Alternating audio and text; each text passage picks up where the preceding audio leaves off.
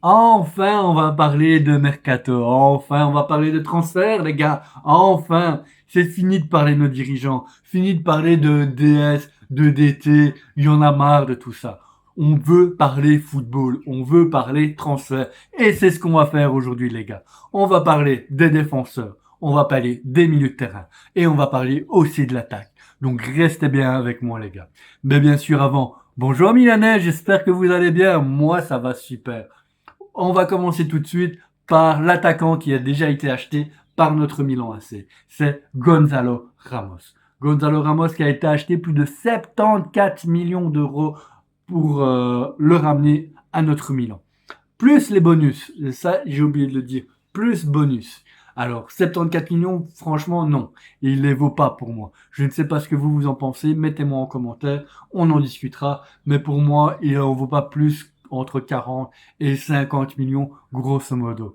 Pourquoi sa valeur marchande est aussi élevée? Ben parce que déjà c'est un joueur qui était réserviste de luxe au PSG. Il a gagné quand même 2 Ligues des Champions ici ces 2 dernières années où il a quand même participé à ces victoires, dont un penalty que je me souviens, mais je ne sais plus contre quelle équipe.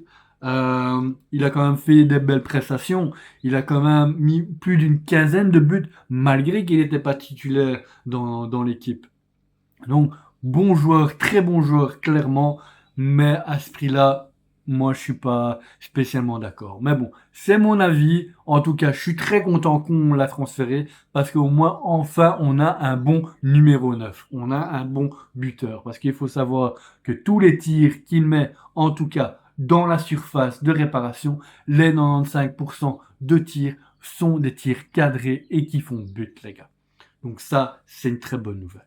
Voilà, en tout cas, pour ce premier transfert, c'est une joie de vous l'annoncer. Vous le savez déjà depuis longtemps, mais j'avais envie de le dire. On va parler de la défense. La défense, ben, il y a 2 noms qui ressortent ici le plus souvent dans les rumeurs. C'est Antonio Silva. Donc c'est un joueur de 22 ans qui évolue pour l'instant au Benfica.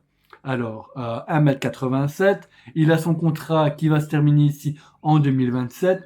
Au départ, quand il a commencé avec Benfica à l'âge de 18 ans, franchement, c'était un joueur de prospective qui, franchement, pourrait valoir plus de 80 millions à ce moment-là sur le marché des transferts. Mais c'est pas le cas parce que son rendement a été moins efficace que ce qui était prévu.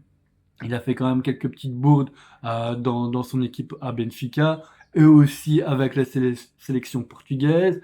Et le fait que son contrat justement se termine en 2027, ces 80 millions ne sont pas possibles, clairement. Sa valeur marchande tourne entre les 20 millions d'euros, plus ou moins. Et moi, il me fait penser un petit peu à un des joueurs qui est déjà notre Milan, c'est Pavlovic. En fait, Pavlovic a plus ou moins la même histoire que lui parce que il était un petit peu bloqué dans son équipe. Il faisait pas des très belles prestations. Et du fait qu'on l'a ramené à Milan, là, il a totalement explosé. Et pour moi, c'est l'un des meilleurs défenseurs de Serie A à l'heure actuelle. Je sais pas si vous êtes d'accord. Dites-moi si vous n'êtes pas d'accord ou si vous êtes d'accord en commentaire. Et on en discute bien sûr ensemble. Toujours avec le respect et civilité, les gars, s'il vous plaît. Alors, deuxième nom qui est chaud aussi pour notre défense, c'est Gonzalo Inacio. Donc là, c'est un nom déjà un petit peu plus expérimenté, un nom qui a déjà été entraîné par Amorim et c'est pour ça qu'il l'apprécie fortement. Il l'a entraîné au Sporting. Donc, et là, ce joueur-là, l'avantage qu'il a, c'est qu'il connaît déjà bien le système A3 d'Amorim. De ce fait-là, il aura vraiment pas de difficulté à s'intégrer dans l'effectif. Là, par contre, on parle plutôt d'un joueur qui valerait entre 35 et 45 millions d'euros, mais il faut savoir qu'il y a une clause de 60 millions d'euros qui est sur son dos. 60, et là, 60 millions, bien sûr, là, le club n'aurait pas le choix de le vendre directement, sans discussion. Mais là, 35 et 45 millions d'euros, là, il y aurait une grosse discussion à faire. Surtout que on sait, le Sporting n'est pas le club le plus facile à négocier pour un joueur de telle envergure.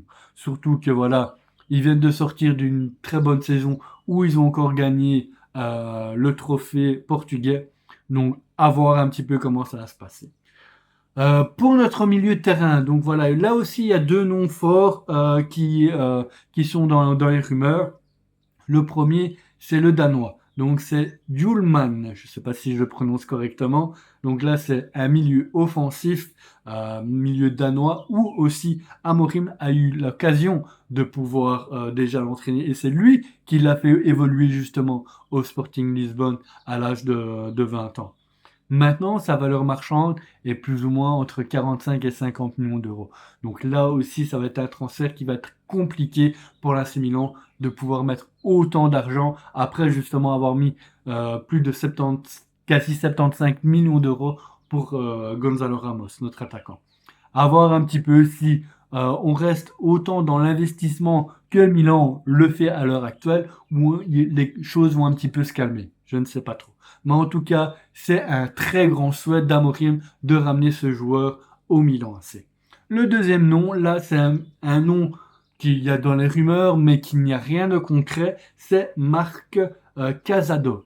Donc là, c'est un joueur qui est pour l'instant au Barça, qui est âgé de 22 ans, si je dis pas de bêtises, qui fait des prestations à demi-teinte, mais qui a aussi une marche d'évolution très prometteuse. Pour l'instant, comme je vous disais, il n'y a rien de concret. Milan n'a pris aucun renseignement par rapport à ce joueur-là. Pourquoi j'en parle? Parce que en fait, ce joueur-là, son manager, c'est Jorge Mendes. Et si au cas où le projet Yulman ne fonctionnerait pas, grâce justement à Jorge Mendes, on aurait beaucoup plus facile à négocier avec le Barça pour faire ramener justement le joueur à l'AC Milan.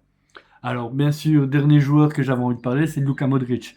Luka Modric, tout simplement, vous le savez que pour l'instant, on n'a pas encore de décision par rapport à savoir s'il va rester à notre Milan ou pas. Là, pour l'instant, il fait encore un très bon mondial. Il a encore fait une très belle passe décisive à un de ses coéquipiers qui a permis justement la victoire de la Croatie pour se qualifier en huitième de finale. C'est vraiment encore un monstre malgré son âge.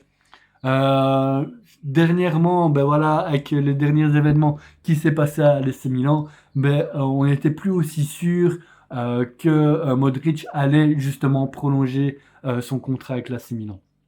Maintenant, à voir. À mon avis, après le mondial, Amorim et le staff de l'AC Milan vont discuter un petit peu avec Modric et voir un petit peu si le projet qu'ils vont lui proposer l'attire ou pas. Mais en tout cas, une chose est sûre, c'est qu'il y a une question qui a été posée par un journaliste italien pendant cette Coupe du Monde. Et sa question, c'était est-ce on va te voir pour l'année prochaine encore à l'AC Milan? Lui n'a pas répondu vraiment verbalement, hein, plutôt euh, en faisant un petit peu une hausse d'épaule comme ça et un petit sourire. Donc c'est plutôt une chose positive pour nous, le Milan, même s'il n'y a encore rien de concret. Mais pour moi, c'est en bonne voie. Il y a des grandes chances que Modric puisse rester dans notre équipe l'année prochaine. Maintenant, parlons un petit peu des attaquants, parce que je vois que je m'attarde un petit peu. Donc, pour l'attaque, il y a aussi deux noms qui sortent le plus. Et le dernier, c'est plus une de mes préférences que j'aimerais vraiment que le Milan s'intéresse là-dessus. Et le premier nom, c'est Trichao. Je ne sais pas si je le prononce très bien.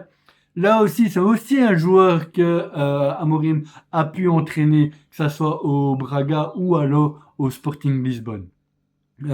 Sa valeur marchande est de plus ou moins 40 millions d'euros. C'est un ailier droit donc qui est vraiment percutant, fort offensif et franchement dans les plans de Amorim, il serait vraiment parfait.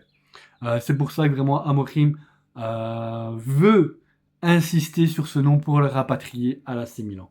Le deuxième nom, là c'est un jeune joueur, je vais essayer de le prononcer correctement, désolé, Alabedjagovic. Donc, c'est un jeune Hongrois qui a été vraiment révélé ici dernièrement, surtout avec la Coupe du Monde. Et moi, je l'avais vu jouer justement quand il a joué contre l'Italie. Il nous avait mis vraiment la misère. Nous, les Italiens, nous avait mis la misère, franchement. Et même Ibra parle de bien de lui. Il a même envie de, entre guillemets, s'interposer, de téléphoner directement au joueur pour le faire ramener au Milan. Alors, Clairement, pour moi, c'est un diamant brut, ce garçon. C'est un diamant brut. Il est vraiment exceptionnel. Que ça soit au niveau de ce tir, il est ambidex, donc il est aussi bon du droit que du gauche. C'est un ailier gauche qui est très fort, qui percute beaucoup. Franchement, ce serait vraiment une très bonne chose pour l'AC Milan. Et moi, en tout cas, c'est un nom qui m'emballerait de le voir dans notre équipe. Il a une valeur marchande de plus ou moins 25 à 30 millions. Mais attention, avec justement ce mondial, sa valeur pourrait augmenter encore plus. Donc voilà, pour aujourd'hui, c'est tout. J'ai déjà fait une bonne partie des rumeurs de transfert, en tout cas les noms qui ressortaient le plus dans les rumeurs pour notre Milan. J'espère qu'en tout cas cette vidéo vous a plu. Moi, ça m'a fait plaisir de faire une vidéo enfin que sur les transferts. Comme d'habitude, n'hésitez pas à mettre un petit pouce bleu, ça supportera ma chaîne et ça fera en sorte justement que vous, amis milanais, me proposez sur YouTube à cause de cet algorithme à la et bien sûr, abonnez-vous à ma chaîne si vous n'y êtes pas encore. Je fais des vidéos quasi tous les jours pour vous ajourner justement sur l'actu de notre AC Milan. En tout cas, je vous souhaite une bonne journée et comme d'habitude, Forza Milan per sempre. Sempre insieme a te sarò.